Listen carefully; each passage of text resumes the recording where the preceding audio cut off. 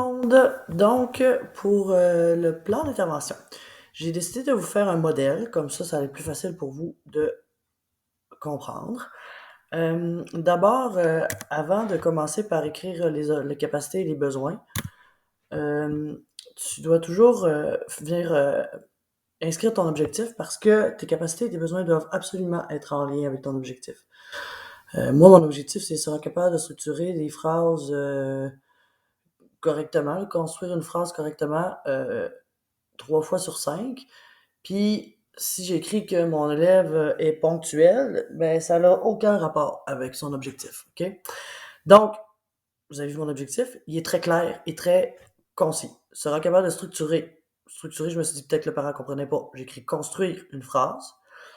Puis là, pour être plus clair encore, j'écris sujet, verbe, complément. Fait que mon élève est capable de construire une phrase sujet, verbe, complément dans l'ordre 2 fois sur 5.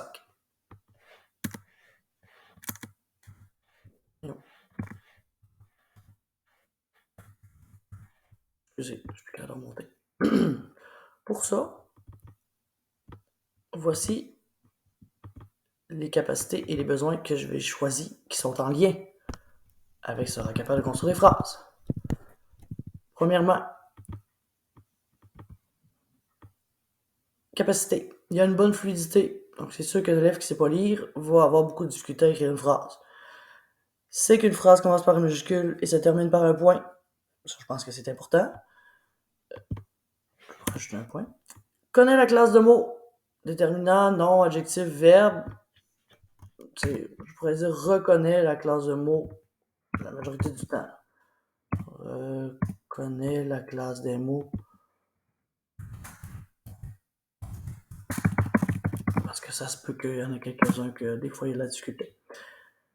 Et c'est reconnaître une phrase dans un texte. Puis ça, je l'ai vérifié, je lui ai demandé. Ensuite, les besoins qui sont toujours en lien avec l'objectif de construire une phrase. Mon élève est allophone. Donc, je suggère de lire plus en français, d'écouter des émissions en français, parce que, bien entendu, ça pourrait l'aider à développer la capacité à structurer une phrase. Il fait aucun point pini majuscule quand il écrit, ça c'est pas bon. Puis organiser ses idées, je pourrais mettre structurer sa pensée. Dans le fond, essayer de dire dans sa tête la phrase d'avant ou même de me la dire à moi, ça pourrait être une idée. J'ai choisi les moyens. Donc, l'utilisation de la grammaire en 3D, toutes les enseignantes du Québec connaissent ça.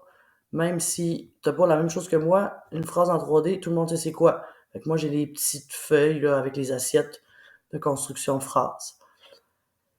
Je vais faire avec lui des pratiques de petites phrases courtes. Je pourrais mettre des S. Avec le vocabulaire de la semaine. Fait que lui, je vais m'attarder davantage que les autres. Je le fais avec tous les autres élèves, ça. Mais lui, je vais m'attarder davantage, puis je vais prendre plus le temps de vérifier ses phrases, puis de les reconstruire avec lui.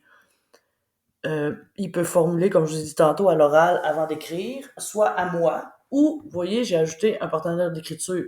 Donc, un élève qui pourrait être bon. Le partenaire d'écriture, c'est bon aussi, là. L'élève qui est bon est capable de l'aider il est capable de l'écouter puis de dire non, ta phrase n'est pas bien construite, il faudrait ajouter ça ou mettre ça dedans. Donc, je pense que c'était clair. Je suis peut-être allé un peu trop vite, mais bon, je vais vous montrer. Tu sais qu'un objet, le plan d'intervention a un objectif cognitif, donc les apprentissages, social affectif, donc le comportement, développement physique s'il y a un handicap. Ici. Donc, il doit être significatif, c'est-à-dire avec un vocabulaire clair, comme je vous ai expliqué, que l'élève comprend, puis sa famille aussi. Rendu en 4e année, je pense que la présentation du plan d'intervention à ton élève est une bonne chose. Okay? Donc, il est assez vieux pour comprendre, puis pour s'investir.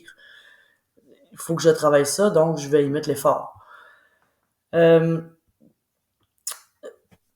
Le but, c'est d'aider l'élève toujours à devenir indépendant, être indépendant, puis est propre à ses besoins. Fait que là, c'est pas toi, t'as le coup qui travaille ça. C'est qu'en ce moment, c'est bien qu'il travaille ça.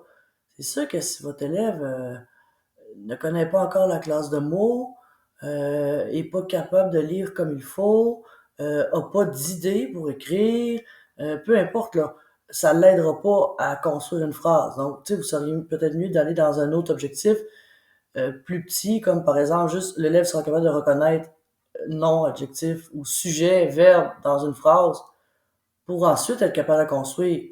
Si c'est pas c'est quoi un sujet et un verbe, c'est dur de construire une phrase, là. Donc, je pense que apprendre la classe de mots serait la priorité. Ensuite, c'est mesurable. Donc, moi, j'ai mis 3 fois sur 5 qu'il va y arriver.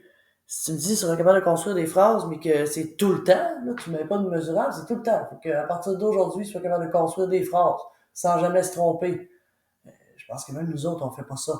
Donc, on s'assure que l'objectif est réalisable pour l'élève et si on se rend compte que c'est trop facile, ben on le diminue puis c'est tout.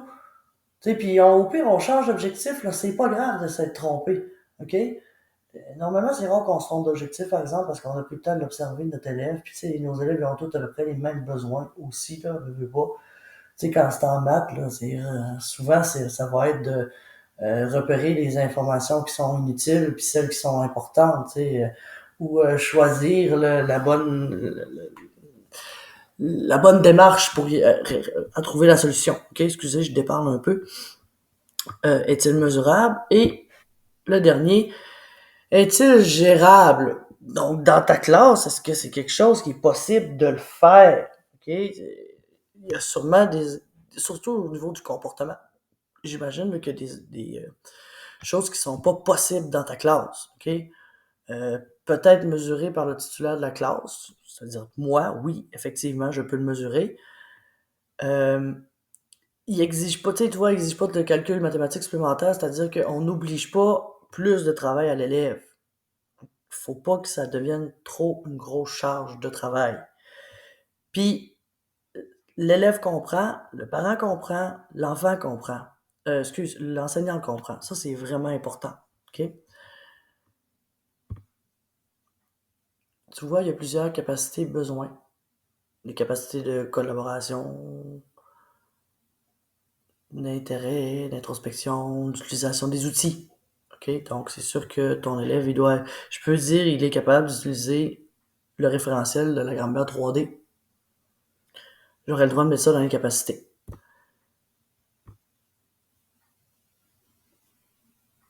Besoins, ils peuvent être vraiment de toutes sortes. Surtout au niveau des apprentissages, là. Il y a besoin de résoudre les problèmes. Et tu vois, moi, résoudre le problème, là, c'est comme écrire des textes. Il y a besoin d'écrire des textes variés. Mais là, pour pouvoir écrire des textes variés, il faut d'abord qu'ils soient capables de faire une phrase structurée. OK? Pour avoir des idées, ben, il faut d'abord qu'ils soient capables de se faire un plan. OK, donc là, ça, c'est quand même très large. Vous avez ici des idées de... Puis là, ici, plein de verbes qui peuvent vous aider. Moi, j'avais utilisé formuler. Formuler des phrases complètes. Structurer des phrases complètes. OK? Il y a plein de choses pour vous aider là-dedans. Je vais vous le partager en Google Drive. Ce qui est important de garder en tête, c'est vraiment que ton objectif doit toujours être court, il doit être précis, il doit être mesurable, puis il doit être compris de l'enfant et du parent. C'est vraiment important. Donc, je vous partage ces documents. Puis je vais même vous partager le mien, dans le fond, mon Canva, pour que vous ayez une petite idée à quoi ça ressemble, puis vous puissiez l'observer vous-même, à la maison, à l'école. Le partager à vos collègues. C'est ça. Je vous souhaite une belle fin de journée.